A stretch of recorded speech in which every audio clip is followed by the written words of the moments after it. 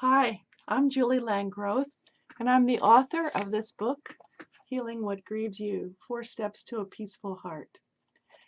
I wrote the book because I wanted to help people get through that dark night of the soul that often happens when we experience a big loss.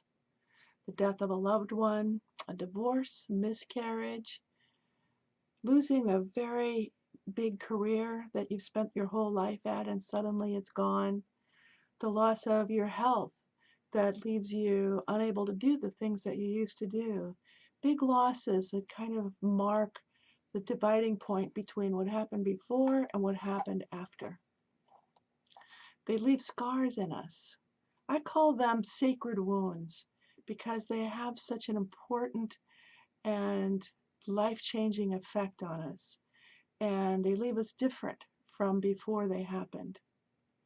Grief is a natural and normal response to such a big loss, and it's not something that you can avoid. It can come in many different forms. It can look like sadness, but it can also look like other emotions that you wouldn't ordinarily associate with grief. Feelings like anger, resentment, difficulty with relationships, inability to concentrate when you're driving, when you're doing your work, inability to move forward with your life in a productive way, losing your zest for life, feeling like you're just not yourself anymore.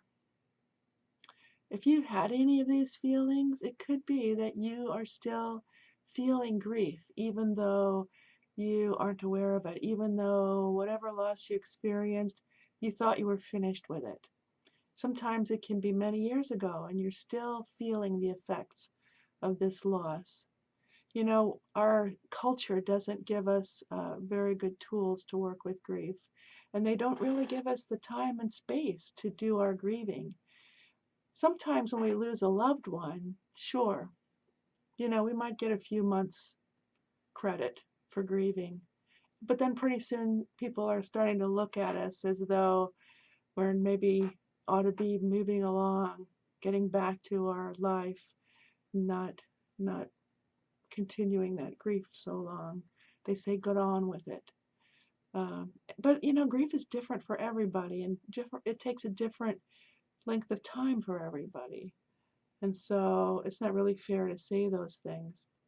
But other kinds of grief, like the other ones that I mentioned, people don't really even think about the fact that you need to grieve those kinds of losses, and that there needs to be a time and a space for that, for you to attend that important process so that you can emerge from it whole and ready to be fully part of your life.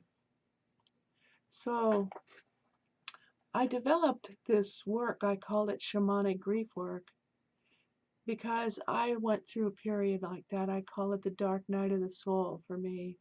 And it was when my son Justin died at the age of 16. This was 23 years ago.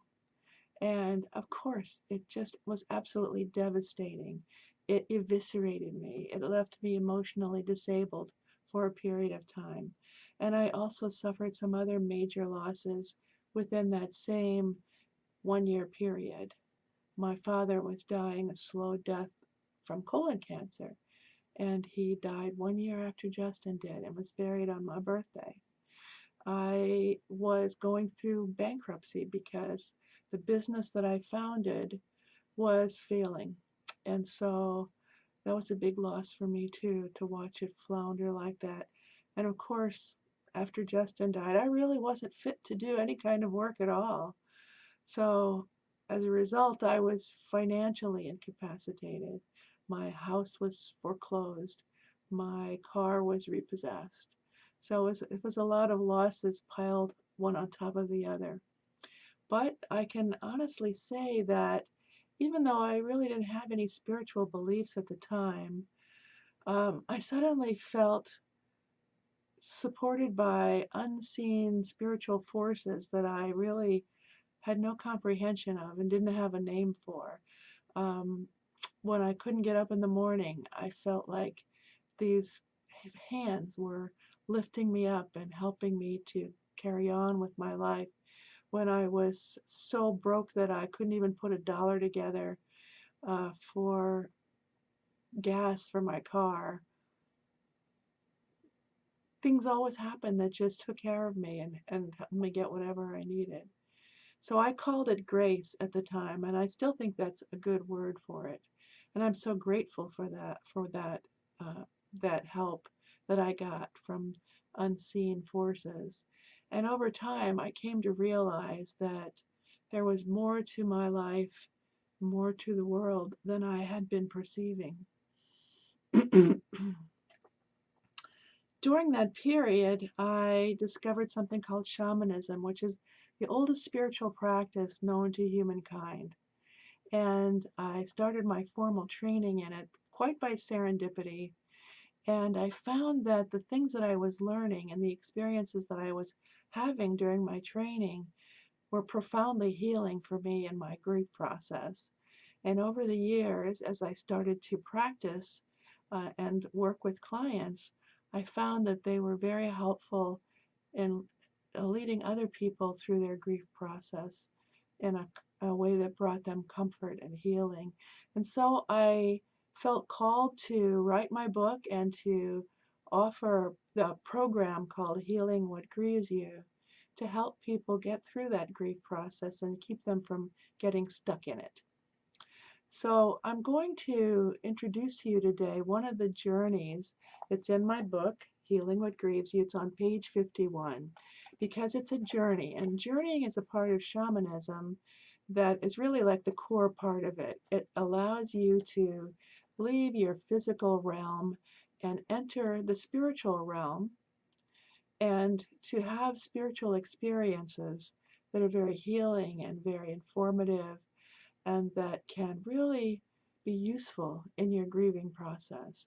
And since you may not have ever done a shamanic journey, while I write about it in the book in a step-by-step way, I thought it might be helpful to you if I actually guided you through this journey. And so that's what we're going to do next. So look at the next video and you'll experience it for yourself. But to get prepared for it, you want to get yourself into a nice, quiet place where you won't be interrupted. You want to have a notebook handy so you can write down your experiences right afterwards. And you may want some kind of an eye cover just to help you to shut out the ordinary world more effectively. I'll meet you back in the next video.